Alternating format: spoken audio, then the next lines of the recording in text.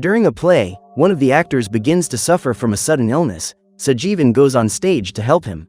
With the help of a doctor, the man tries to help Arthur, but the victim does not survive. While the police take Arthur's body away, Jieven approaches Kirsten and talks to the girl to find out if she is all right, as the girl has just witnessed a traumatic scene. After helping her find Tanya, who is responsible for looking after the children, Jieven leaves to catch a train home and realizes that Kirsten is leaving alone. Worried about what might happen to the girl on the way, Jieven decides to accompany her home. After getting on the train, Jieven receives a call from his sister and Shaw tells him that a teenager has arrived from Moscow and has been taken to the hospital where she works with flu symptoms.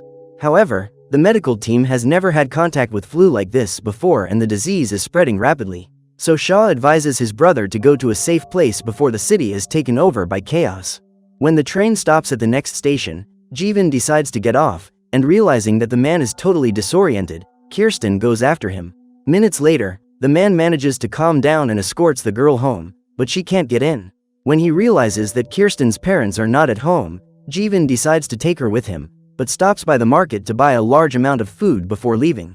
Meanwhile, at the hospital, Shaw realizes that she has already been infected by the pathogen, but tries to keep calm while helping her team deal with the hundreds of people who arrive every minute seeking emergency medical care. Seeing Jieven buying all that food, Kirsten realizes something is wrong and decides to go home to wait for her parents to return. In an attempt to convince the girl to go to Frank's apartment, the man claims that he has contacted her parents and lies saying that they will pick her up the next morning. Believing the man's words, Kirsten helps him guide the shopping carts. When they arrive at his brother's house, Jieven explains what's going on. When she looks out of her apartment window, Kirsten sees an airplane crashing very close to the building she's in, and when it hits the ground, it causes a huge explosion. At this point, Frank realizes that his brother is telling the truth and decides to shelter Jieven and the girl who is with him. 80 days later, when the food runs out, Frank and Kirsten have to leave the shelter and find the whole town covered in snow. 2 years later, Kirsten meets Sarah, who used to be a musician, and reveals that she is alone because Frank and Jieven didn't survive. The young woman says that as soon as she managed to recharge her cell phone, she tried to call her parents and spent several hours trying to reach them, but got no answer. On the third day, the girl, who was only 8 years old at the time, received a message saying that the owner of the phone had died and his body was in the hospital morgue. There was also a message warning people not to go there because the place is contaminated. During a business trip, Miranda receives a call from her boss, who orders her to return to Chicago because a mutant pathogen is on the loose. According to Leon, the woman only has 7 hours before Malaysia turns into chaos, so Miranda searches for this flu on the internet to find out if her boss is telling the truth and doesn't find any information. At this point, the man reveals that the government is supervising the internet to ensure that no information about this pathogen spreads, so Miranda can't trust them. Frightened, Miranda asks how to get out of that place safely and Leon advises her to take a ship that is anchored 16 kilometers off the coast. Before leaving the hotel, she picks up a package left by one of Leon's employees at reception, containing a photo of the ship and a key. When she gets on the bus on the way to the docks, the woman receives another call from her boss and learns that she will have to stay on that ship for at least a year. Just then, Miranda sees a woman coughing in the front seat and rushes to get off the bus. On her way downstairs to catch a speedboat to the ship, Miranda receives a call and is told that Arthur, her ex-boyfriend, has just died. When she receives this news, she stumbles and ends up losing the key to the cabin of the ship where she will be spending the next 12 months. So Miranda decides to return to the hotel to continue her work and attend a business meeting with important clients. However, during the negotiation, the woman collapses and laments the fact that the only man she has ever loved is no longer in that world. As he leaves the room with his coworker, Miranda reveals that everyone will soon be eliminated and Jim begins to cry because he doesn't feel ready to face the end of the world. At this point, the woman reveals that she is also afraid, and when she returns to her room, she calls Leon to tell him the news. However, when she hears him coughing, Miranda realizes that her boss won't be able to resist for long, and chooses not to worry him, so she says she's on board the ship. She hopes that the man will never find out the truth and says goodbye to him, telling him that she is safe. At the end of the call, Miranda uses adhesive tape to seal all the air vents and patiently awaits her fate. 20 years later, with Sarah's help, Kirsten set up a group of itinerant artists who live like nomads, traveling from city to city. The difference is that they are now living in a post-apocalyptic world where it is harder to survive and trusting new people poses great danger. One day, when the group decides to stop at a campsite to rest, a stranger appears and Sarah gets up to greet him. Even though he knows he's not welcome, Brian tries to blend in and says he's looking forward to the next performance. The man then invites the itinerants to visit the Museum of Civilization, one of the last places on Earth that still has remnants of human civilization, and how people lived before the pathogen that almost wiped out humanity. However, Sarah refuses the invitation and receives a record made by her old band as a gift. After handing over the object, Brian leaves with the promise that he will try again when the artists pass through Nuevo Santiago. That day, the group splits up and one part goes to Pinktree to visit a couple of friends, but they end up being barred before they reach the mansion. Seeing the team approaching, Gil rushes to warn them about the mines that have been laid in the field, and Sarah panics when she discovers that she has led her group into a minefield. When asked why they set those traps, Gil and Katrina reveal that their house was broken into the previous summer by a guy known as the Prophet, and their children were taken. Upon hearing this, Alex rushes to hug the couple without caring about the danger of triggering a mine, but luckily manages to reach them unharmed. Thanks to the young woman, the rest of the team manages to reach the mansion unharmed, and over dinner, Gil tells them more details about the Prophet's visit. According to him, the man was accompanied by a teenager and used crutches, so the couple decided to take them in and give them food. At dusk, the Prophet gathered the children around a fire to tell them a story and managed to convince them to leave with him. Before he died, Arthur gave Kirsten a book that only had 5 copies published, as it was written and illustrated by Miranda. Ever since she got her hands on that story called Station 11, that book has become her most precious possession, and Kirsten reads it over and over again. That night, looking out of the window, the young woman sees Alex riding away from the mansion and realizes that the young woman has decided to leave the group to go after the Prophet. Hours later, Penelope, one of the children who ran away with the Prophet, returns to the mansion and runs into Kirsten. A few minutes into the conversation, the young woman realizes that Penelope is acting suspiciously and sees a mine tied to her body. When she realizes that her intentions have been discovered, the girl tries to escape and runs into Gil's arms, causing a huge explosion. After the perishment of Arthur, one of his best friends, Clark bought a ticket to Chicago to attend the funeral. While sitting in economy class, the man sees Elizabeth arriving with Tyler and decides to go and talk to her. The woman and her son are also going to the funeral, and Elizabeth is not very friendly with Clark, as she blames him for covering up her ex-husband's betrayals. Due to a mishap in Chicago, the pilot reports that he had to divert to Severn City, Michigan.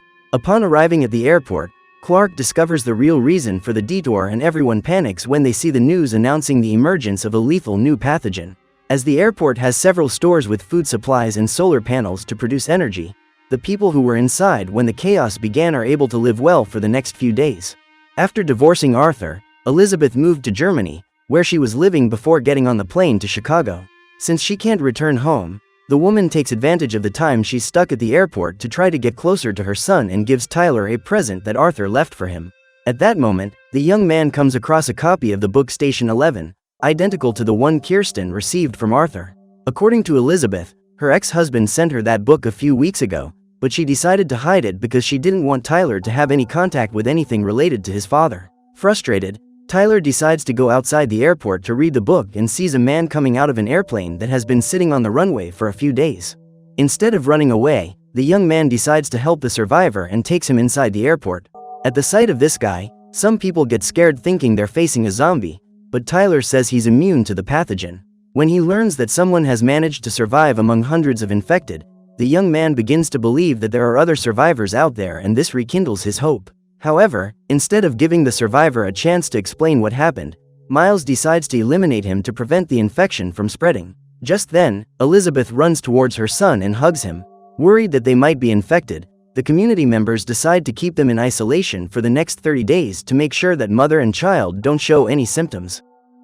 When the period of exile finally comes to an end, Elizabeth and Tyler leave their quarters to join the others, but are forced to wear masks for some time until everyone feels comfortable with their presence. 2 years later, Tyler decides to put an end to everything and sets fire to the plane right after announcing to Clark that he's getting on it. Believing that her son is gone, Elizabeth panics and begins to cry. However, while the woman is supported by Clark and Miles, Tyler revels in her suffering, and years later, assumes the identity of the Prophet. After the explosion that took Gil's life, the mansion goes up in flames, and Saeed finds several stones scattered around the grounds with the names of each member of the itinerant symphony. When she discovers that her friends are in danger, Kirsten alerts Sarah, and the woman decides to go and find the other half of her troupe. The next morning, Alex shows up and says he went out for a walk the night before, but didn't intend to leave. However, as she doesn't know that the young woman has returned home, Kirsten decides to go out looking for her and says that she won't rest until the prophet is eliminated. Upon arriving at the meeting point, Sarah and her companions once again run into Brian, and the man reveals that the other half of the itinerant symphony is on its way to the Museum of Civilization. According to him, the group has accepted his invitation, and again Brian tries to convince them to follow him. This time, however, the man is accompanied. When she realizes that the pair are armed, Sarah finds she has no choice but to do as they ask, and they all head off together towards the museum. After a few hours of walking through the forest, Kirsten arrives at a lake and is surrounded by countless children who serve as the prophet's soldiers. However, instead of attacking her, the youngsters follow the woman to Tyler's hideout, and on seeing him, Kirsten immediately attacks him. When he is about to have his neck shot off, the man says that Kirsten's friends have become prisoners in the Museum of Civilization and asks for her help to get there, as he also needs to look for something that is locked inside the museum. Determined to get her symphony back, Kirsten decides to join the criminal with the promise that he will leave her troupe alone. Meanwhile, Sarah and the others finally reach their destination and meet up with the other half of the group. While walking through the forest, Kirsten and Tyler are attacked by a hunter who tries to hit them with his darts, but the woman fights back immediately and manages to eliminate him. After pushing the prophet out of a ravine so that he wouldn't be eliminated, she prepares to finish off the other hunters, but Cody ends up being shot in the back and Kirsten manages to defeat all those men single-handedly. At the end of the battle, all the enemies have been neutralized, but the young woman realizes that she has been hit by poison darts and has a vision of herself as a child. When she realizes that the younger version has the antidote, Kirsten decides to follow her and goes through a floating door that is standing in the middle of the forest. At that moment, she ends up in Frank's apartment and has the chance to see Jieven once again. 3 months after the start of the infestation, the man decided to take a risk by leaving his house to look for food. However, before leaving the building, he breaks into a neighboring apartment that is empty and finds a broken window, indicating that the former resident has jumped out of that window. Minutes later, Jieven returns to his brother's apartment with a radio in hand and discovers that the whole world has collapsed. So Jieven decides it's time to leave, but delays his plans because Kirsten is working on a play to tell the story of his book. In order to give in to the girl's wishes, the two brothers end up staying another day in the apartment, and during the performance, the place ends up being invaded by a man armed with a knife. When he comes across the intruder, Jieven tries to calm him down while Frank orders Kirsten to lock herself in her room. During the negotiation, the invader orders everyone to leave, as he intends to live there from now on. However, Frank refuses to leave his own house and ends up being hit by the blade. Seeing his brother being attacked, Jieven goes after the guy and manages to eliminate his enemy during the fight. Seeing Frank injured, Kirsten walks into the bedroom to talk to her younger self, as she knows she is blaming herself for what happened. The trio only stayed in that apartment for one more day so that the girl could direct the play she had written. So Kirsten could never forgive herself for what had happened to Frank, as she believed that if she had followed Jieven's initial plans, this wouldn't have happened. A few days after the attack, the man and the girl leave and the adult Kirsten has the chance to say goodbye to Frank one more time before taking the antidote. Hours later, when she wakes up, Kirsten runs into Tyler and discovers that he carried her for 3 days while she was unconscious. When she asks what happened, the woman discovers that she managed to eliminate all her enemies, but ended up being poisoned. While on the riverbank collecting water, the pair end up being found by Miles and both introduce themselves as members of the itinerant symphony. So the man decides to take them to the Museum of Civilization, and when they get there, the outsiders are interrogated by Clark, who is curious to know where they came from. To avoid being recognized, Tyler hides behind a false identity and implants a bomb in the tower while Kirsten distracts Clark with her acting. The young woman then goes to the courtyard, where she meets the other members of the symphony and is delighted to see them again. When she talks to Dieter, she learns that Sarah has had a heart attack and has been sent to the museum's medical unit for treatment. At that moment, Kirsten begins to think of a plan to rescue Sarah, as she believes she is being held prisoner. After doing so, the woman intends to find a way out of the place together with her friends, but they all prefer to stay in the museum at least until the end of winter.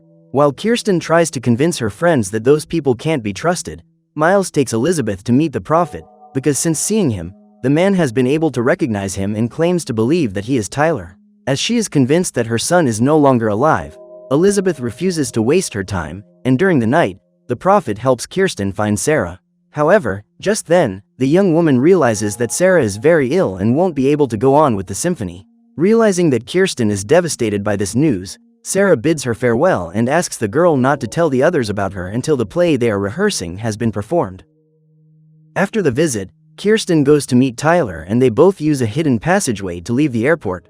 Then they both decide to spend the night in the wreckage of the plane that Tyler set on fire when he was a child, and the young man takes the opportunity to tell his story. Then, after hearing why he abandoned the Museum of Civilization, which at the time was just an airport housing survivors, Kirsten discovers that Tyler is Arthur and Elizabeth's son, and reveals that she was very close to his father. The truth is that the young man was traumatized by the sight of an innocent man being eliminated right in front of him and has never forgiven those people for keeping him and his mother locked up for a month on suspicion of contagion. When she realizes that Tyler doesn't intend to go back to the museum, Kirsten decides to return alone, as she isn't willing to abandon her friends. Minutes later, Elizabeth appears and hugs her son, as she soon recognizes him. Then Clark appears and sees the museum he has spent the last 20 years building being destroyed in a huge explosion.